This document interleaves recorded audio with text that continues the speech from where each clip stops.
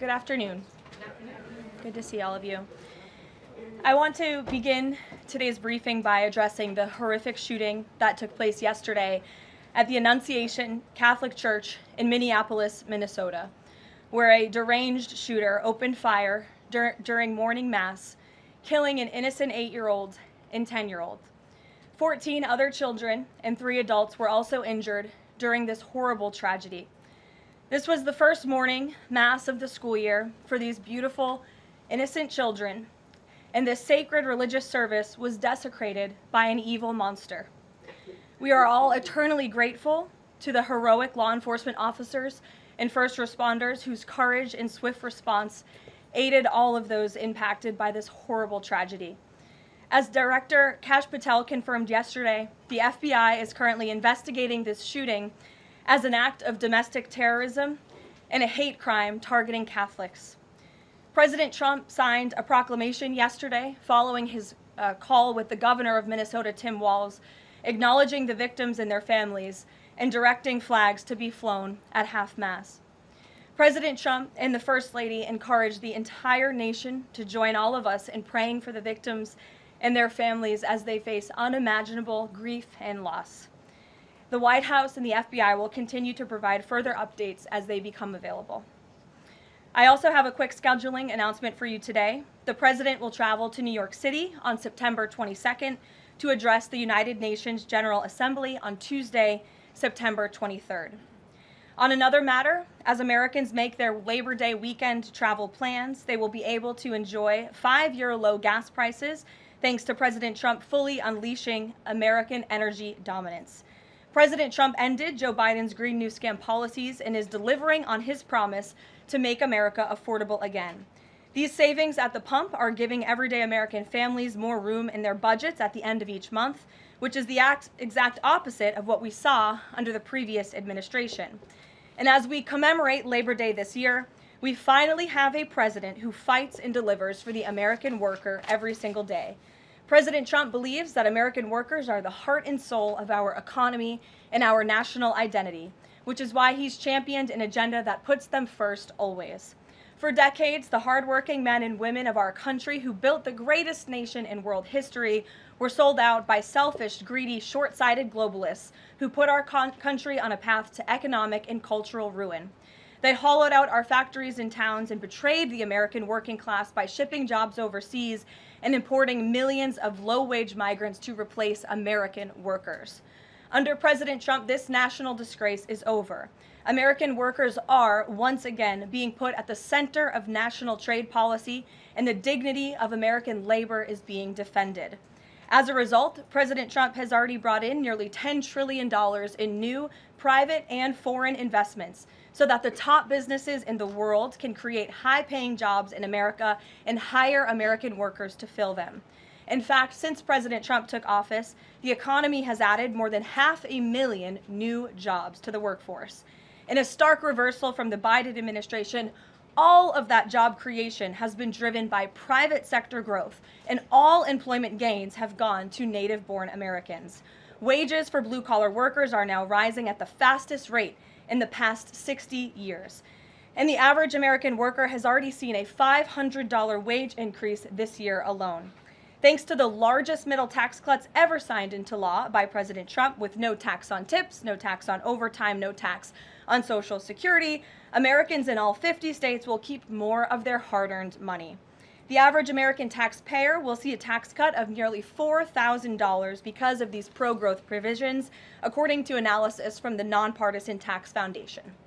In other news, President Trump continues to deliver on his promise to restore law and order to our nation's capital. Since President Trump's intervention, there have been more than 1,283 arrests right here in the District of Columbia. Total crime in D.C. is down 19%, and violent crime is down 30%. Carjackings in the district are down 67%. Homicides are down 57%. Robberies are down 40%. Motor vehicle thefts are down 32%. And assaults with dangerous weapons are down 23%. And property crime is down 18%. These numbers prove the president's bold actions to make D.C. safe and beautiful again are working, just like he said they would. And that's why on Monday, the president took additional action to sign an executive order taking steps to ensure that cashless bail in Washington, D.C. is eliminated. For too long, D.C.'s reckless cashless bail policies have allowed dangerous criminals to be quickly released, which endangers everyone who lives in and visits our wonderful capital. No cash bail has also foolishly forced law enforcement to repeatedly arrest the same offenders over and over again, only for them to be released back into our nation's capital. This is the definition of insanity, and the president is seeking to end it. He also signed a separate executive order addressing the crime emergency in D.C. by instructing the National Park Service to hire additional United States Park Police officers to support public safety, and directing the U.S. Attorney's Office for D.C. to hire additional prosecutors to focus solely on violent and property crimes. So while liberal Democrats across the country continue to double down on their failed soft on crime approach, the American people, including local D.C. leadership, business owners, and residents, are rallying behind President Trump's crime crackdown. According to new polling, 81% of Americans say crime is a major problem in large cities across the country. And a clear majority of Americans believe the president's actions are justified and necessary to reduce crime in these cities. Indu Bhatia, who runs a liquor store a half-mile from the White House here just down the street, is one of those Americans who are grateful for President Trump's public safety push. Indu recently told the New York Post that her store was robbed so many times that they had to spend exorbitant sums of money on security, jeopardizing her family's financial future. But thanks to President Trump's strong action, Indu said, quote, "All of my employees, including me, we feel much safer, and even our customers feel really happy when they walk into our store." And just yesterday, Washington, D.C. Mayor Muriel Bowser credited President Trump for surging federal law enforcement personnel and said neighborhoods, quote, "feel and are much safer." We thank Mayor Bowser for her cooperation and her willingness to help us make D.C. safe and beautiful. This entire effort has vindicated what President Trump and law and order advocates have been saying for years, and this is our message to Americans in Democrat-run cities nationwide. Decline is a choice. You don't have to live in constant fear of being robbed, raped, or murdered. Your leaders are lying to you, and they have been failing you for decades. The President Trump approach of upholding law and order by letting our brave men and women in blue actually do their jobs to aggressively fight crime works. In just a few weeks, President Trump has done more for D.C. residents than Democrats did in 50 years. And this can be replicated in other crime-ridden cities across the nation. As President Trump has said, all of these elected officials in charge have to do is pick up the phone and ask for the president and the federal government's help. President Trump doesn't care if they are a Republican or a Democrat leader. He wants Americans to be safe and for every law-abiding American citizen across the country to be able to thrive in their city and in their community. With that, I'll take questions. Here in our new media seat today, we have social media influencer, content creator, Brandon Tatum. Brandon, thank you so much for joining us today. Why don't you kick us off? Karoline, thank you so much for having me. I really appreciate it. And on behalf of everybody that follow me, the millions of people that follow me, I want to say thank you for making the sacrifice and dealing with some of the most disingenuous people on planet Earth at times. I have two questions. The first question is associated with the shooting that occurred the other day.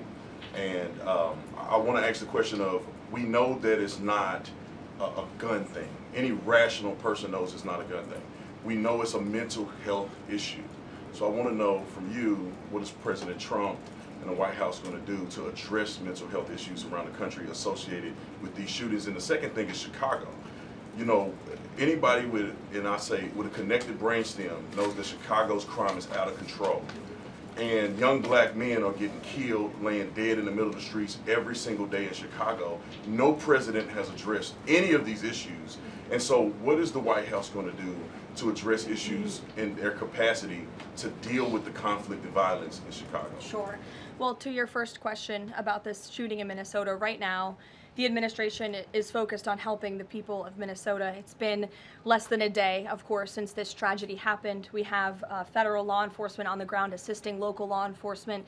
This investigation is ongoing. There's still a lot of facts to understand about these circumstances, and so we're going to continue to do that. As for Chicago and cracking down on crime, it is a priority of this administration to ensure that American cities are safe again, and I'm so glad that you brought up the crime in Chicago, because we've been seeing the governor of Illinois parading out there saying that there's nothing wrong with Chicago. It's a great place to live. There's no crime there. He doesn't need President Trump's help. Well, I think the residents of Chicago beg to differ, and the statistics beg to differ. And I'll just share a few of those statistics with all of you. For 13 consecutive years, Chicago has had the most murders of any U.S. city. This is J.B. Pritzker's legacy, by the way. For 7 consecutive years, Chicago has had the highest murder rate among U.S. cities with more than 1 million people. In 2024, just last year, Chicago's murder rate per capita was 3 times higher than Los Angeles and nearly 5 times higher than New York City. That's more than double the murder rate in Islamabad and nearly 15 times more than Delhi. Out of Chicago's 147,899 reported crimes this year, that's how many crimes have been reported in Chicago since January 1st. There have only been arrests in 16% of them. These numbers are unacceptable. There have been more illegal guns recovered in Chicago than in New York City and Los Angeles combined. The number of reported motor vehicle thefts last year was more than double the number in 2021. And Chicago has also, just like DC, come under scrutiny over discrepancies in its homicide data reporting. So as bad as these numbers are, perhaps they are even worse. And this is Governor Pritzker's legacy. He should put politics aside. He should pick up the phone and call this president, who would be more than happy to do right by law-abiding American residents in the city of Chicago, and we hope that he will. Gabe, and thanks for being here, Brandon. Gabe. Karoline, thank you so much. First on the firing of the CDC director. First, Sure. Who will replace her? And then also, overnight the White House said that she did not align with the president's agenda. Dr. Menard's attorney say that she refused to rubber stamp unscientific, reckless directives and fire dedicated health experts. What specifically did she do wrong? Look, what I will say about this individual is that her lawyer's statement made it abundantly clear themselves that she was not aligned with the president's mission to make America healthy again. And the secretary asked her to resign. She said she would, and then she said she wouldn't, so the president fired her, which he has every right to do. It was President Trump who was overwhelmingly reelected on November 5th. This woman has never received a vote in her life, and the president has the authority to fire those who are not aligned with his mission. A new replacement will be announced by either the president or the secretary very soon.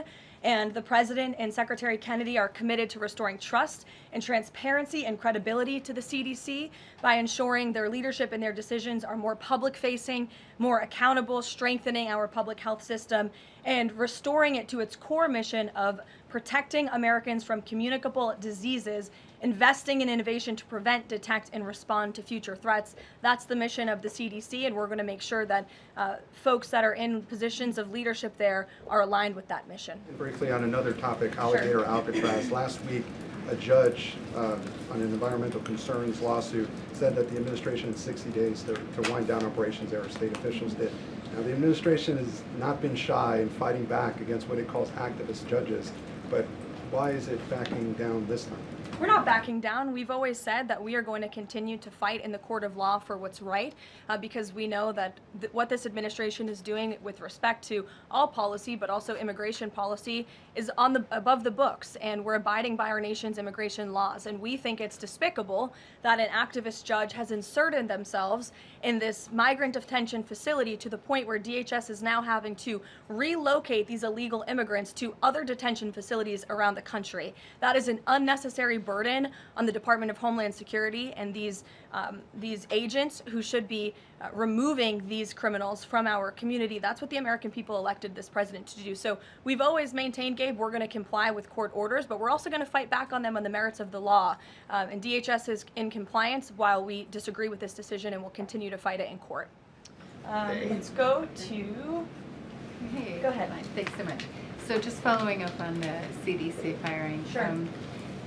Are you anticipating other changes there at CDC in addition to that firing? And is the administration going through in a very sort of organized fashion? Is there a task force that's going through high-level appointees to see who is or isn't aligned with the mission? Like, should we expect more or changes? Not to my knowledge. I understand there were a few other individuals who resigned after the firing of Ms. Monarez. One of those individuals wrote in his departure statement that he identifies pregnant women as pregnant people. So that's not someone who we want in this administration anyway. So if people are not aligned with the president's vision and the secretary's vision to make our country healthy again, then we will gladly show them the door. Karoline, can I just Go to the back. Thank Yes. you, Karoline. Go behind you, Andrew. Go ahead. Oh, thank you, Karoline. The military deployment that President Trump has sent to the Caribbean Sea close to the shores with Venezuela is massive. It's much more that is needed to simply counter narcotics operations. Is President Trump considering launching military strikes to military installments or facilities in Venezuelan soil? I won't get ahead of the president with respect to any military action or questions about that ever. But what I will tell you is that many Caribbean nations and many nations in the region have applauded the administration's counter-drug operations and efforts, and the president is prepared to use every element of American power to stop drugs from flooding into our country and to bring those responsible to justice. And as I've said from this podium before, the Maduro regime is not the legitimate government of Venezuela. It is a narco-terror cartel. Maduro is not a legitimate president. He is a fugitive head of this drug cartel. He has been indicted in the United States for trafficking drugs into our country, and it is the utmost responsibility of this president and this administration to prevent the illicit flow of drugs into our country and to protect citizens from those deadly poisons. Reagan. Thanks, Caroline. I have two questions for you. Sure. Democrats, including former White House Press Secretary Jen Psaki and Minneapolis Mayor Jacob Frey, attacked prayer and pushed gun control in the aftermath of yesterday's shooting. What's the White House's response to their comments? Yes, I saw the comments of my predecessor, Ms. Psaki, and frankly, I think they're incredibly insensitive and disrespectful to the tens of millions of Americans of faith across this country who believe in the power of prayer, who believe that prayer works, and who believe that in a time of mourning like this, when beautiful young children were killed while praying in a church, it's utterly disrespectful to deride the power of prayer in this country, and it's disrespectful to the millions of Americans of faith. And I would encourage Ms. Psaki to pray for these families themselves who need it right now more than ever. My second question for you is that there have been media outlets who have glazed over the fact that the shooter was confused in their gender identity. Does the administration believe that this element needs to be investigated in the shooting? All of the elements are being investigated in the shooting, absolutely. Which is why part of the reason the FBI director came out and immediately confirmed that facet of the investigation. John. Thanks a lot, Caroline. Two questions on two separate issues. First of all, the drone and missile strikes that took place overnight in Ukraine. General Keith Kellogg, the president's special envoy, has described these attacks as egregious. Do you agree with that description, and do you view President Putin as an impediment to getting peace between these two countries? Well, it's not about if I agree, it's about what the president thinks, and I know what the president thinks because I talked to him about this. He was not happy about this news, but he was also not surprised. These are two countries that have been at war for a very long time. Russia launched this attack on Kyiv, and likewise, Ukraine recently dealt a blow to Russia's oil refineries. They have taken out, as a matter of fact, 20% of Russia's oil refinery capacity over the course of their attacks throughout the month of August. So the president is continuing to watch this intently, and this killing, unfortunately, will continue as long as the war continues, which is why the president wants it to end. And that's why he's worked harder than anyone to end this war, which would have never started if he were president. But perhaps both sides of this war are not ready to end it themselves. The president wants it to end, but the leaders of these two countries need it to end and want it to end, must want it to end as well. And I think the president will make some additional statements on this later. My second question has to do with, Carrie. I just had one more, if I may. It has to do with the president's intention to remove Lisa Cook as a member of the Federal Reserve Board.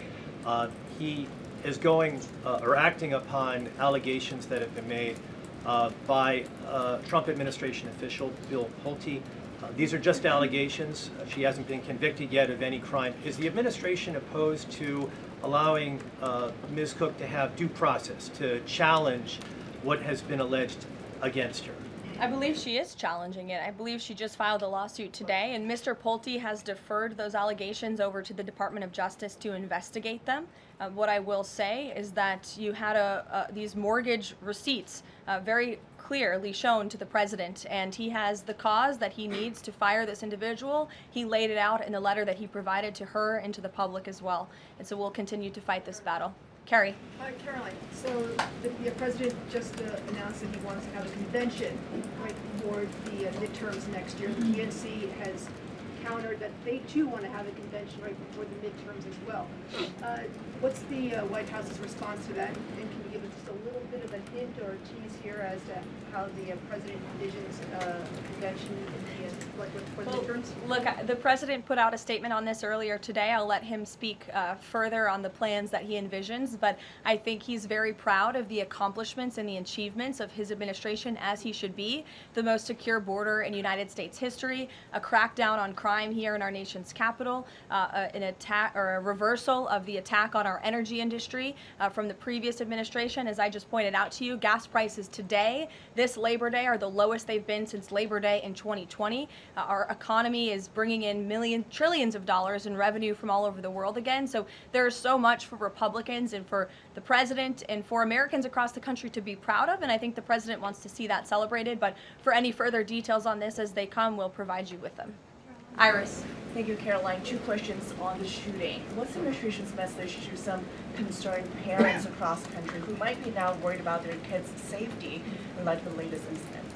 We completely and totally understand the concerns of parents across the country. This tragedy it's heartbreaking. As a parent myself, there are no words to describe just the heartbreak that these families must be enduring, which is why the president and the first lady have encouraged everyone to continue to pray for these families and these victims. And it's why this administration is focused on removing public safety threats from our communities. And in fact, I can share with all of you that last night in Washington, D.C., when arrests were being made, there was an arrest of a juvenile right here in D.C. in Ward 7 for threats to kidnap and injure, receiving stolen property, possession of a large capacity feeding device, unlawful possession of firearms and ammunition.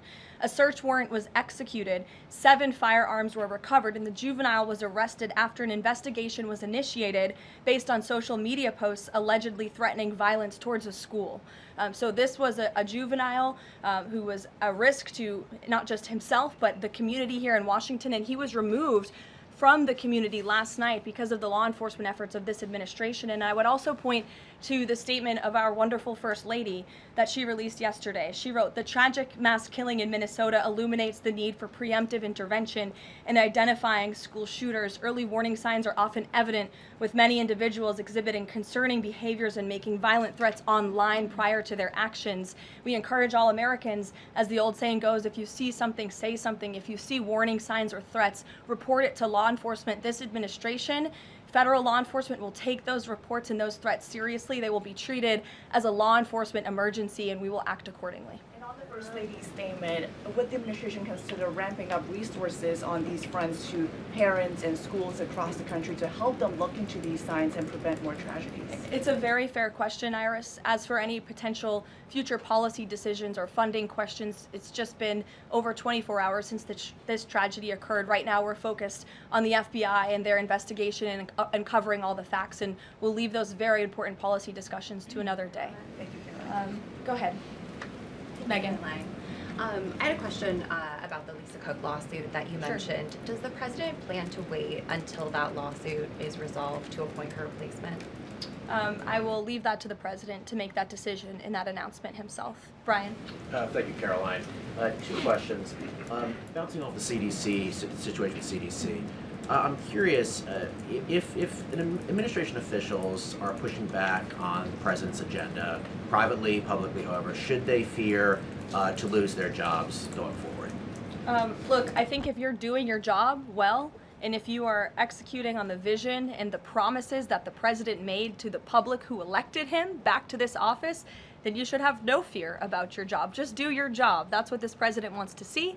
He wants to see people solving problems. He wants to see the people who have the privilege of serving the American taxpayer and the federal government abiding by the wishes of the American taxpayers who overwhelmingly reelected him in this cabinet to make America great again, or in this case, make America healthy again. On the Intel deal, where the U.S. got a stake in that company, there's two things I want to ask about that. The first is, what did the U.S. get back in return for that deal? And the second thing is, what are the future plans for giving any form of money to another company? It could be through the CHIPS Act, like this deal, or some other form of funds.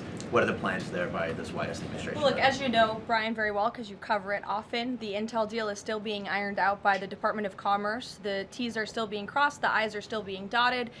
It's very much still under discussion. But the president's thinking, I can share with you, is certainly to ensure that the United States government is making our country wealthy again and is benefiting from some of these deals. And it's a creative solution. I know it's outside the box thinking, which is uncommon in this city, but it's something that he proposed and something that the Secretary of Commerce is working on putting into action. Mary. Thanks, Caroline. I have a couple questions on the shooting yesterday. The first one, this is the second shooting involving a trans-identifying shooter who specifically targeted Christians and Catholic kids. What kind of consequences do the gender-affirming therapists, doctors, or even the parents of these shooters face after these types of shootings?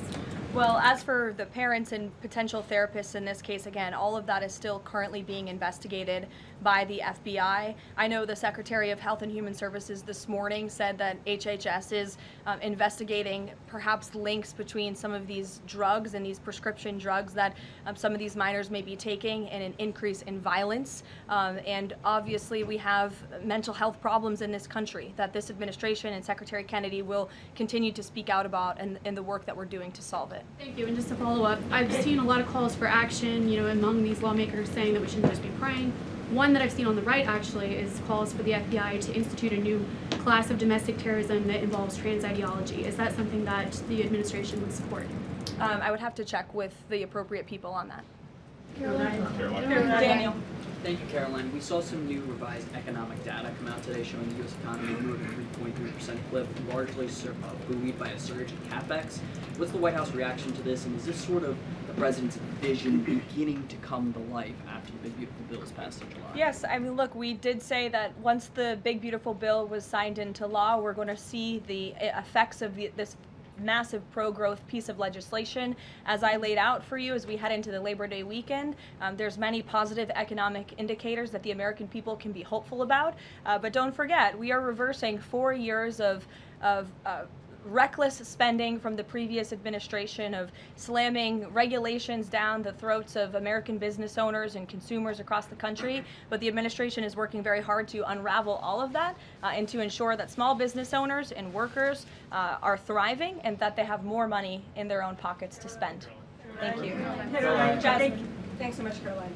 Back on the CDC, there was reporting that some of the initial problems between RFK and the CDC director stemmed from miscommunications or differences on vaccine policy. So I wonder if you could just say whether or not the president believes that the COVID vaccine should be available to and covered by insurance for all Americans, regardless of age and pre-existing conditions. What I will tell you is that the FDA recently revoked the emergency use authorizations for 3 COVID vaccinations while simultaneously greenlighting 4 new COVID-19 vaccines with 2025 and 2026 formulas. The reason for the revocation of that emergency use authorization is because obviously the COVID pandemic and the public health emergency is over. But just to correct the record, because there's been a lot of misinformation on this, the FDA's decision does not affect the availability of COVID vaccines for Americans who want them. We believe in individual choice. That's a promise both the president and the secretary have made, and it's a promise they have now delivered on. Question, if I could, Caroline. Second question, if I could. Sorry. I wonder if you could answer why the president hasn't acknowledged the shooting at CDC headquarters that took place earlier in August, where a police officer was killed, and it was reported that the motivation for the shooting was somebody who was really unhappy with the effects of the COVID vaccine. We absolutely were very much aware of that shooting. The Secretary of Health and Human Services put out a statement immediately. He was in touch with the CDC, and he actually traveled to Georgia to assess the situation and to mourn with the people who work in that building there. So, go ahead.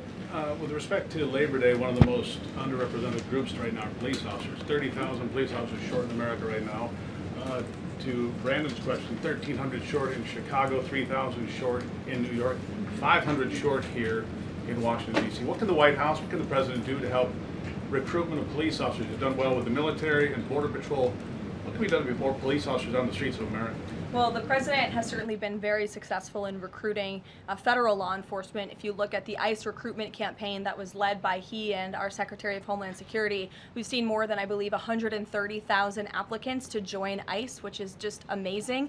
There's more applicants now than there are jobs to fill, and we're very grateful for that. Clearly, Americans want to serve their communities. They just need a leader who encourages them to do so. So maybe Governor Pritzker should spend less time demonizing the police, more time trying to recruit more police, and more time trying to call the President of the United States to get crime in his city under control. The President wants to allow law enforcement, whether it's state, local, federal, to do their jobs, to arrest criminals, to put them behind bars, and to remove public safety threats from American communities. He'll continue to do that. Thank you, guys.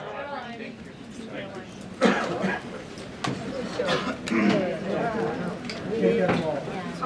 you.